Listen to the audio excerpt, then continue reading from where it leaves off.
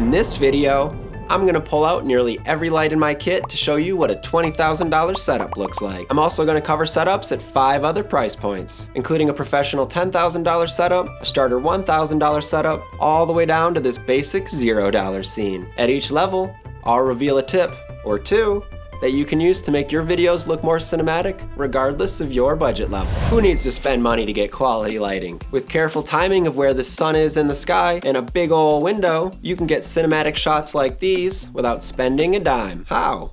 Well, if I place my subject near a window that isn't receiving direct sunlight, then voila, I've magically got a softbox the size of that window lighting them.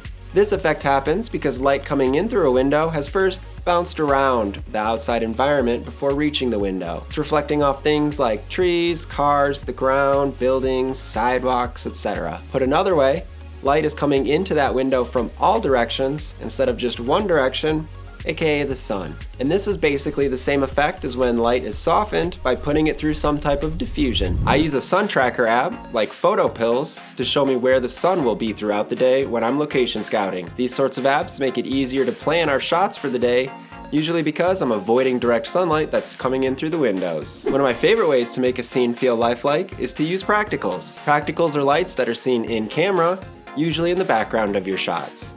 They help to add realism, increase visual interest, give a sense of depth, and add motivation for off-camera lighting. Moving up a level, let's create our own key light so I don't always have to be near a window. For roughly $10, I can make a soft key light by popping an incandescent bulb into a clamping work light and diffusing it through some napkins that have been taped together. Because the incandescent bulb emits at 2700 Kelvin, I've set my camera to around 3200 Kelvin while recording. This adjustment gives my subject a slightly warmer skin tone and cools down the natural daylight behind them so that there's this subtle blue and orange complementary look going on. By adjusting where I place the key light relative to the subject, I can drastically alter the mood of the image. Placing the light directly in front of me gives me a flat look that works, but by placing it at a 3/4 angle to me, I can achieve that Rembrandt lighting that looks so pleasing and gives some nice shape to the face. By continuing to rotate the light, I end up at side lighting, which has a really moody feel and is generally only used for dramatic situations. At the $100 level, let's pull out the first film quality light of the video, this Siri tube light. And let's grab one of the first accessories that everyone should own as a light lover, a 5-in-1 reflector. This setup works functionally the same as the $10 setup, but now I have direct control over both the intensity and color temperature of my key light. If I want to add some extra razzle-dazzle to the frame, I can place that incandescent bulb on the opposite side of my key as a rim light, giving my subject some much needed separation from the background. One reason this setup looks cinematic is that I've pulled my subject away from the wall. Here I am placed closer to the wall for comparison. Why does moving me only 3 feet have this effect? Well, light spreads out as it travels from the source. Because of this, the intensity lessens as it travels. This effect is referred to as the inverse square law. By pulling my talent away from the wall and using the natural fall off from the key, I can increase the separation between the subject and the background. This makes it easier for the viewer to quickly see that my subject is the focal point of the frame. For more tips on using the inverse square law in your setups, check out this video here. Moving on to the $1,000 setup, this is the kit that I frequently suggest to traveling DPs because of its versatility and packability.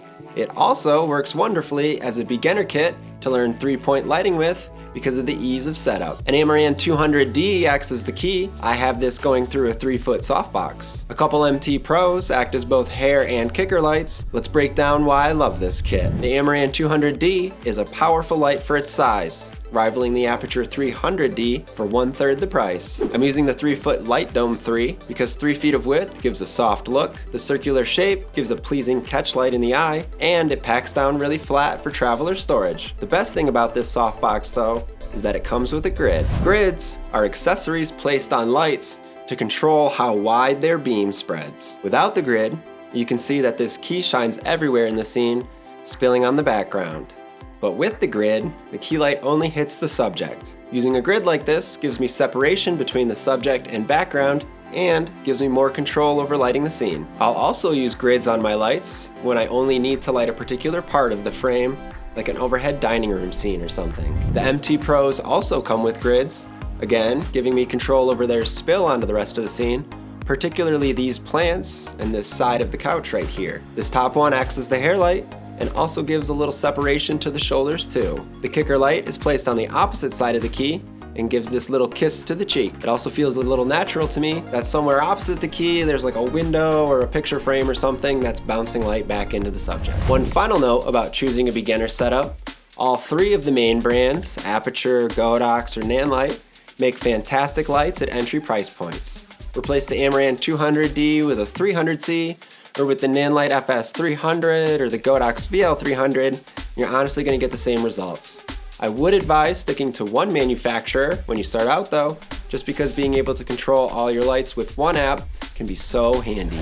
Alright, let's dig out the real toys. This $10,000 setup looks a lot like what I bring to location for most of my commercial interviews. A 1200D serves as the key going through this booklight contraption. I'm using the 1200 because it's powerful enough to bounce off this wall, back through the 6x6 piece of magic cloth, and still light my talent with the proper exposure. The 600D with an F10 Fresnel attached bounces off the ceiling to give me control over the brightness of the background. For a moodier scene, I would turn this off or leave this at a low level. And to have a more sunny, daytime, high-key scene, I began to bring this up until the background was nearly the same level as my subject. Another 600D on the new Aputure Spotlight Max sits on a triple riser outside, adding this hard scratch to the background of the scene. I love adding a slash like this to a frame because it helps give the background some texture and depth. All about adding that eye candy to retain viewer interest. Two Aputure PB6s act as hair and kicker lights, giving the subject separation from the background. Have you caught on yet that in every one of these shots I'm using a far side key? Almost every scene in every movie you've ever watched uses this technique to add depth and dimension to the image.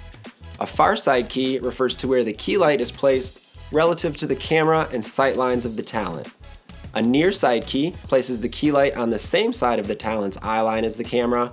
A far side key places them on opposite sides. Alright, that does it for my standard commercial interview setup. And now, the moment you've all been waiting for, the $20,000 setup. Drum roll please. Surprise! I've been in it this whole time. One of the things about production is that we're never lighting just one scene a day. Having enough lights to be able to put together 2 or even 3 scenes at once makes the day so much smoother. I can light an interview setup for the morning and then head out to get the afternoon's B-roll shots lit so we can roll right after lunch. Let's break down how I lit my studio space using the other, more colorful half of my kit. A Kelvin EPOS 300 acts as my key, going through that trusty Light Dome 3 and grid for the same reasons as before. I've warmed this up from 5600 Kelvin to 5000 Kelvin just because I like how it makes my skin look. A second Kelvin EPOS 300 sits in the back of the shot, shooting into the rear corner of the room and casting a nice ambient glow throughout.